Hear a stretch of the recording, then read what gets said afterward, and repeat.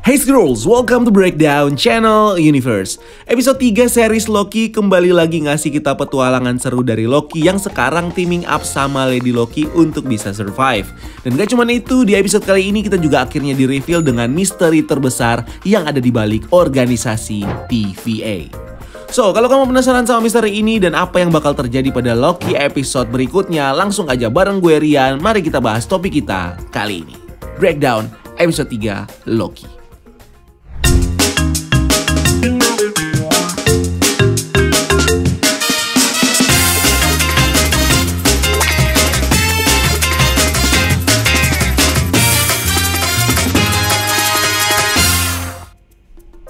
Series Loki episode 3, Lamentis, kali ini menceritakan kita sama kisah petualangan dari Loki dan juga Lady Loki yang sekarang harus berjuang bersama-sama untuk bisa survive dari kiamat yang akan terjadi di bulan Lamentis 1 setelah mereka tanpa sengaja berteleport ke sini dengan Time Door.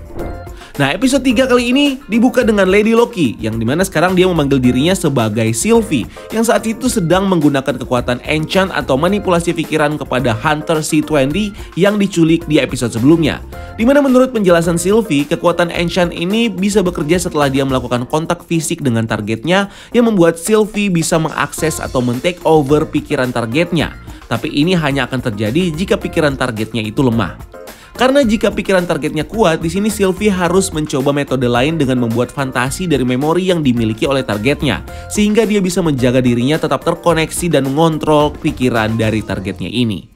Dimana ini sendiri dilakukan Sylvie kepada Hunter C20 dengan memperlihatkan memorinya dulu sebelum bekerja dengan TVA, yang dulu merupakan manusia bumi yang sering nongkrong di bar sambil minum margarita. Nah, di sini itu kita juga bisa melihat munculnya sosok cameo yang sekilas punya tampilan seperti Ralph Bonner, aka Quicksilver palsu yang ada di series WandaVision. Setelah 2 episode sebelumnya, kita ditunjukkan sama kemunculan 2 wanita yang mirip dengan Agatha Harkness dan juga Peggy Carter. Lalu dengan terungkapnya Hunter C20 sebagai manusia biasa, ini akhirnya menjadi petunjuk bagi kita untuk mengetahui identitas sebenarnya dari para pekerja TVA. Dan juga dikonfirm oleh Sylvie di episode ini kalau mereka selama ini ternyata adalah manusia dan juga varian. Dan sama seperti Loki di episode ini tentunya juga membuat kita bertanya-tanya kenapa para TVA selama ini nggak sadar kalau mereka adalah varian dan percaya kalau mereka semua diciptakan oleh Timekeeper. So, jawaban logis yang mungkin bisa menjelaskan ini adalah Timekeeper sebenarnya bukanlah sosok yang menciptakan orang-orang di TVA dengan kekuatannya. Tapi Timekeeper adalah sosok yang menangkap varian dari berbagai timeline yang mungkin sudah dihancurkan oleh Timekeeper untuk menjaga Sacred Timeline. Sehingga karena varian ini tidak punya timeline untuk kembali, hal inilah yang membuat Timekeeper akhirnya memutuskan untuk mempekerjakan para varian ini ke dalam organisasi buatannya, yaitu TVA. Dan untuk mewujudkan hal itu, Timekeeper di sini pada akhirnya menggunakan kekuatannya untuk mengacak-acak dan menghapus tatanan memori mereka supaya mereka tidak tahu tentang siapa diri mereka lagi. Sehingga ini akan mempermudah Timekeeper untuk menciptakan sebuah memori baru untuk para varian bahwa mereka semua adalah ciptaan dari Timekeeper, yang akhirnya membuat mereka jadi tunduk dan mau bekerja dengan sukarela di TVA untuk mengawasi dan menjaga Sacred Timeline.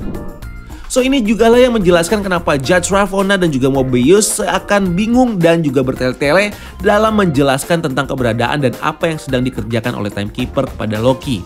Ya, karena di sini mereka adalah varian yang sedang dikontrol oleh Timekeeper dalam memori buatan mereka. Dimana sama seperti Hunter C20, mereka sepertinya adalah manusia biasa di bumi yang punya profesi yang relate dengan kesukaan dan juga benda yang mereka miliki saat di TVA. Seperti Mobius yang mungkin saja adalah atlet jet ski karena dia sangat menyukai segala hal tentang jet ski. Dan Judge Ravonna yang mungkin adalah salah satu siswi atau bahkan guru di sekolah Franklin D. Roosevelt yang merupakan sekolah pertama untuk warga kulit hitam di Amerika. Dari pulpen milik Ravonna yang bertuliskan nama sekolah itu. Lalu kalau kita perhatikan percakapan Sylvie dan Loki yang menunjukkan kita bagaimana Sylvie kelihatannya sudah sangat mengetahui bahwa semua anggota TVA adalah varian sebelum dia memanipulasi Hunter C20. Ini tentunya membuat kita bertanya-tanya bagaimana Sylvie bisa mengetahui sedetail itu tentang TVA. Apakah ini karena dia sudah banyak berhadapan dengan pasukan TVA? Atau jangan-jangan ini disebabkan karena Sylvie memang dulunya bekerja dengan TVA sama seperti para varian lain yang direkrut oleh Timekeeper dari bumi. Tapi karena di sini Sylvie memiliki kekuatan enchant, ini membuat Sylvie jadi kebal terhadap kekuatan alter memory yang dimiliki oleh Timekeeper. Sehingga ini membuatnya bisa jadi dirinya sendiri dan berpura-pura bekerja dengan Timekeeper di TVA. sambil dia mencari cara untuk menyelamatkan timeline yang sudah dihancurkan oleh Timekeeper dan menyelamatkan para variant yang selama ini diperbudak sama Timekeeper. Dan inilah yang kemudian memotivasi Sylvie dalam mencari cara untuk bisa bertemu dengan Timekeeper supaya dia bisa berunding atau bahkan menyerang Timekeeper supaya Timekeeper mau mengembalikan multiverse seperti dulu dan memulangkan para variant yang bekerja untuknya ke timeline masing-masing. Dimana ini udah mulai terlihat di episode ini saat Sylvie menyusup ke TVA dan tahu cara buat ketemu sama Timekeeper. Tapi usahanya gagal karena Loki kemudian datang dan menghentikan Sylvie sebelum dia bisa masuk ke elevator emas yang jadi petunjuk tempat Timekeeper berada. Sampai akhirnya Loki kemudian menggunakan device TeamPad yang dimiliki Sylvie untuk berteleport dengan Time Door ke sebuah bulan bernama Lamentis One. Dimana kalau di komik, Lamentis sendiri merupakan planet yang berada di ujung teritori dari Kekaisaran Kree. Tapi di series ini, planet Lamentis sendiri diceritakan akan hancur di tahun 2077 dan pecahannya akan menghancurkan bulan yang ada di sekitarnya termasuk Lamentis One. Nah, sebelum Sylvie dan juga Loki bekerja sama untuk bisa survive dari Lamentis One, Sylvie sendiri sempat menggunakan kekuatan Enchant kepada Loki, tapi tidak berhasil karena Loki sepertinya punya perlindungan sihir dalam dirinya sehingga pikirannya tidak bisa dikontrol oleh kekuatan Enchant Sylvie. Atau mungkin saja kekuatannya tidak bekerja untuk dirinya sendiri. Walau gimana pun si Loki dan Sylvie ini tetap satu pribadi loh, meskipun mereka berbeda sifat. Oke, next di scene lainnya saat mereka sedang mencari cara untuk mencharge atau mengisi daya dari TeamPad, kita bisa melihat kembali Sylvie yang di sini lagi-lagi menolak untuk dipanggil Loki. Karena sekarang dia sudah menjadikan namanya Sylvie sebagai nama barunya. Dan alasan kenapa Lady Loki pada akhirnya memilih Sylvie sebagai namanya bisa jadi berkaitan erat dengan usaha Lady Loki untuk bersembunyi dan menyamarkan dirinya sehingga dia tidak bisa ditangkap oleh TVA.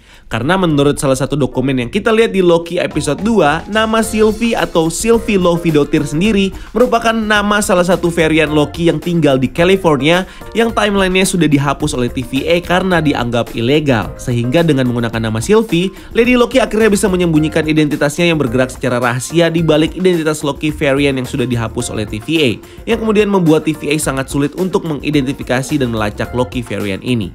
Atau mungkin saja dokumen itu memang adalah dokumen tentang identitas dirinya, Sylvie Lovidotir atau Lady Loki, di mana Sylvie ini adalah Loki yang tidak tinggal di Asgard tetapi di California dan tidak pernah menyandang title sebagai seorang prince atau princess. Ini terlihat dari salah satu percakapan di kereta di mana Sylvie bertanya kepada Loki, "Kau adalah prince atau pangeran? Masa nggak ada princess atau prince yang deket sama kamu?" Nah, penekanan kata prince di sini seperti menjelaskan kalau nasib dari Sylvie dan Loki ini memang berbeda, di mana Sylvie sepertinya adalah orang biasa dan tidak pernah menjadi prince atau pangeran seperti yang Loki rasakan di Asgard. Nah, selain itu nasib lain yang juga menarik adalah sepertinya ibu dari Sylvie ini sudah mati sejak dia masih kecil. Ini terlihat dari ekspresi dan dialog Sylvie yang bilang kalau dia sudah nyaris tidak ingat seperti apa ibunya. Ini membuat dia tumbuh tanpa ibu dan mempelajari kemampuan sihirnya sendiri, berbeda dengan Loki yang diajarkan oleh ibunya Frigga di Asgard.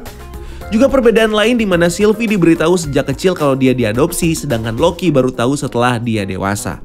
Perbedaan ini sendiri akhirnya menjadi pematah dari penjelas Mobius kepada Loki yang bilang kalau setiap Loki yang ada akan selalu mengikuti alur yang sama di Sacred Timeline.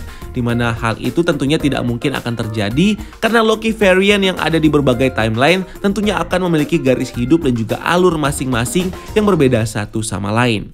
Meskipun sepertinya mereka masih punya awalan yang sama di Sacred Timeline, di mana backstory mereka adalah sebagai anak dari Raja Frost Giant yaitu Laufey, yang kemudian berjalan dengan arahnya yang berbeda-beda tergantung dengan kejadian apa yang menimpa mereka. Sehingga inilah yang membuat mereka memiliki tampilan, sifat dan juga kekuatan yang berbeda-beda dari mulai Loki L1130, Loki Viking, Loki pembalap sepeda, Loki Hulk, Loki Trickster, Loki Frost Giant sampai Lady Loki atau Sylvie. So, balik lagi ke pertanyaan tadi, apa alasan kenapa Lady Loki mengganti namanya jadi Sylvie? Mungkin nama Loki bagi dia berhubungan dengan hal-hal buruk atau kegagalan yang dilakukan oleh Lady Loki di timelinenya dulu. Sehingga ini membuat Lady Loki akhirnya memutuskan untuk mengambil nama Sylvie supaya dia tidak mengulangi kesalahan yang sama saat dia masih memakai nama Loki. Oke, next di scene saat di kereta, ada percakapan yang menarik antara Sylvie dan juga Loki ini, di mana Sylvie menanyakan Loki apakah dia suka prince atau princess. Loki sendiri akhirnya menjawab kalau dia suka keduanya, yang menandakan kalau Loki adalah seorang biseksual, yang tentunya sangat match dengan karakter yang memang sudah dikonfirm sebagai gender fluid, atau tidak bisa dipastikan jenis kelaminnya apa. Next scene adalah ketika mereka terlempar dari kereta dan Loki tanpa sengaja merusak TeamPad. Ini akhirnya membuat mereka terpaksa harus pergi ke kota berusaha menghijack pesawat Ark, tapi akhirnya gagal karena pesawat Ark yang jadi tujuan mereka harus hancur karena pecahan dari planet Lamentis. So, pertanyaannya sekarang adalah bagaimana caranya mereka untuk lolos dari kiamat di Lamentis One setelah TeamPad hancur dan gagal naik pesawat Ark. Ada dua opsi yang akan terjadi nih kira-kira. Opsi pertama, apakah kalian yakin kalau TeamPad itu benar-benar rusak dan hancur sama Loki? Apa Loki sebodoh itu? Tentu enggak ya. Karena Loki sebenarnya hanya berpura-pura merusak TeamPad di depan Sylvie dengan menggunakan kekuatan illusion projection yang membuat TeamPad palsu ini terlihat seperti rusak. Dan ini dilakukan karena dia ingin menguji Sylvie apakah dia bisa dipercaya sebagai rekannya atau tidak.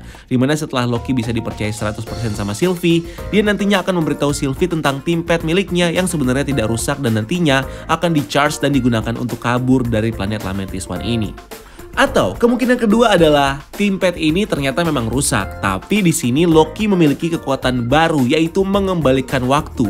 Dimana ini sekilas terlihat di salah satu scene saat dia mereverse gedung yang akan jatuh dan menimpa mereka.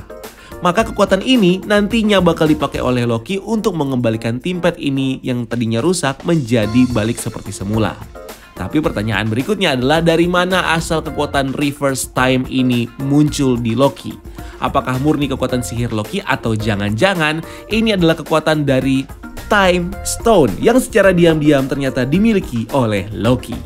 Karena seperti yang kita lihat di episode 1, kita tahu kalau Loki sempat memegang batu Time Stone yang dia ambil dari lacinya Casey. So, mungkin aja saat Casey nggak ngeliat, Loki pada akhirnya nyimpen Time Stone ini di bajunya untuk jaga-jaga kalau dia butuh senjata saat berada di luar markas TVA. Karena di markas TVA yang berada di Null Time Zone, semua kekuatan akan dibuat netral dari mulai kekuatan sihir sampai kekuatan Infinity Stone sekalipun. Sehingga saat Loki berada di luar markas TVA, ini membuatnya bisa menggunakan Time Stone dengan leluasa, salah satunya adalah dengan mengembalikan gedung yang akan hancur seperti semula ini.